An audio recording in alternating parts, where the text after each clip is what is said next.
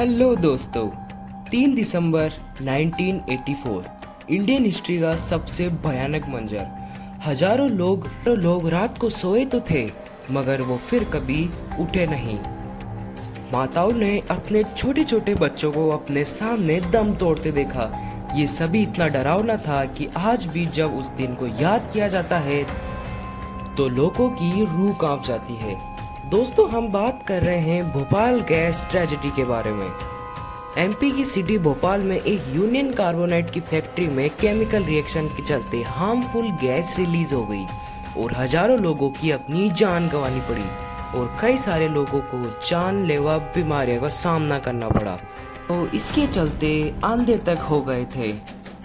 Factory के worker जो रोज की तरह अपने काम में लगे हुए थे, रात के तकरीबन 12 बजे हुए थे। वर्कर्स की आंखों में हल्की हल्की जलन हो रही थी और गैस की स्मेल आ रही थी। वर्कर्स ने सोचा कि ये तो आम बात है, क्योंकि इतने बड़े प्लांट में गैस लीक होना नॉर्मल था। वर्कर ने अपनी सीनियर्स को बताया। सीनियर्स ने बोला कि एक टी ब्रेक लेते हैं, फिर प्रॉब्लम को समझते हैं। करीब 12:45 तक आंखों में जलन और स्मेल इतनी बढ़ गई थी कि वर्कर को कुछ समझ नहीं आ रहा था। अगले 2 घंटों में जहरीली गैस पूरी सिटी में फैल जाती है। हवा के जरिए ये घरों में घुसती है और अगले 2 दिनों में पूरा शहर चीख उठता है।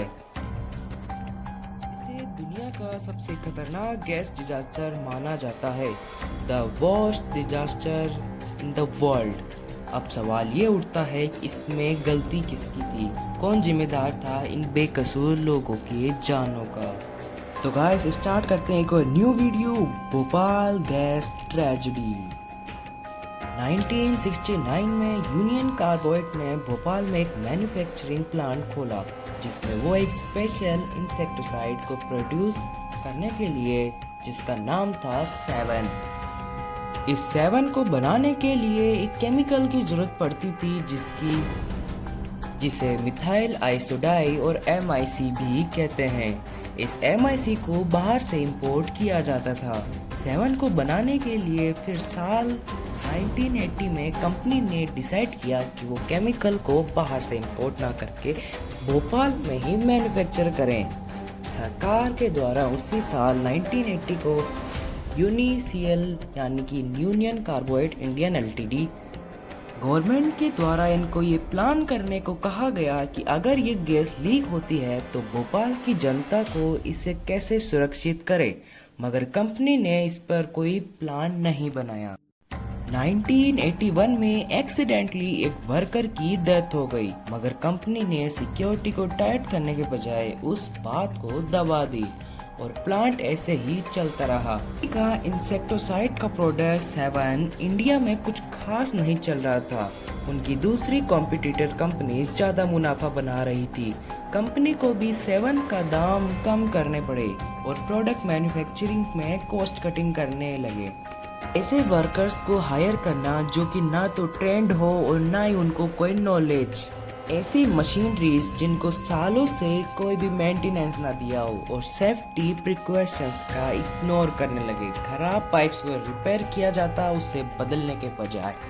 1984 कंपनी ने हार्मफुल केमिकल MIC का प्रोडक्शन बंद कर दिया। अब आप ये सोच रहे होंगे कि चलो कंपनी को समझ आया और डायरेक्ट इसका प्रोडक्शन ही बंद कर दिया, पर ऐसा नहीं था। कंपनी को काफी लॉस उठाना पड़ रहा था। फैक्ट्री में बेसिकली 2 अलार्म थे जो किसी एक्सीडेंटल सिचुएशन में बजाए जा सके, लोगों को इन्फॉर्म कर सके। 2 दिसंबर 1984 भोपाल के लोगों के लिए ये एकदम नया दिन था, मगर वो नहीं जानते थे कि आज की रात उनकी आखिरी रात होगी। जब वर्कर्स ने देखा कि सिचुएशन अनकंट्रोल हो चुकी है, तब उन्होंने फैक्ट्री का सायरन बजा दिया। दूसरा सायरन जो कि भोपाल की जनता के लिए लगाया गया था, वो अनफॉर्चुनेटली खराब था। मतलब एक फैक्ट्री में जहां मौत का सामान बनता हो, वहां कुछ पैसों का सायरन तक नहीं लगवा सके। सायरन से काफी लोग अलर्ट हो जाते और वो बच भी सकते थे, मगर मुनाफे और प्रॉफिट के आगे कंपनी को आम इंसान की कोई कीमत नहीं थी। अब ये सवाल आता है, आखिर कैसे गैस का रिसाव हुआ? फैक्ट्री के अंडरग्राउंड में 3 टैंक थे जिसमें कि 60% केमिकल और 40% नाइट्रोजन भरी जाती थी। इन केमिकल टैंक के पाइप्स को हमेशा पानी से क्लीन करना पड़ता था। ये ध्यान रखा जाता था कि पानी और केमिकल कहीं मिक्स ना हो जाए। 2 दिसंबर की रात को वर्कर्स हमेशा की तरह पाइप्स को क्लीन करने का प्रोसेस स्टार्ट किया, मगर जो पाइप और टैंक को जोड़ने वाला वाल्व था वो खुला रह गया और वर्कर्स ने पानी चला दिया। पानी टैंक में जाते ही रिएक्शन होना स्टार्ट हो गया। इस रिएक्शन को पूरा होने में करीबन 40 मिनट लगे।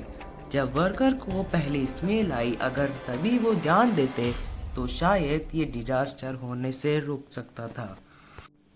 हम आपकी जानकारी के लिए बता दें, ये कंपनी अभी भी इंडिया में है। इसकी बैटरी सेल्स आती है जिसका नाम है एवरीडे। कंपनी का ओनर रातों रात इंडिया छोड़ दिया और ये सोचकर बहुत दुख होता है, गुस्सा आता है। हमारी गवर्नमेंट ने एक जान की कीमत केवल 12,500 रखी।